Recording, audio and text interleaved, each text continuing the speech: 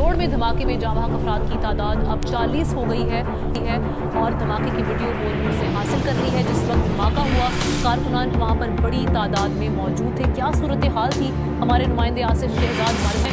आसिफ, ये कहिएगा, एक CCTV फुटेज भी हमें मौसूल हो चुकी है जिसमें देखा जा सकता है कि बड़ी तादाद में वहाँ पर कारकुनान मौजूद थे जिस वक्त ये वाक़या पेश आया।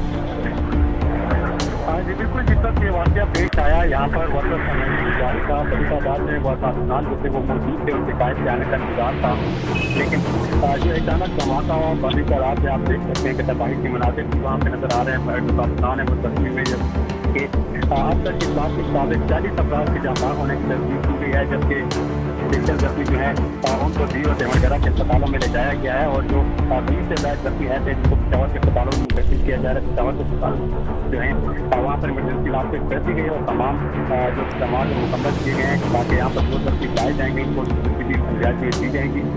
वीडियो की हालत आपको बताता चलूँ कि कारकुनान चैनल से मोबाइल पर बनाई गई वीडियो है जो कि मौजूद है। हमें देखा जा रहा है कि जो उनके मकामी लीडर थे वो तस्वीर कर रहे थे। इस दौरान अचानक धमाका होता है, धमाके के बाद हर तरफ भसड़ मच जाती है और कारकुनान जो जख्मी हो जाते हैं।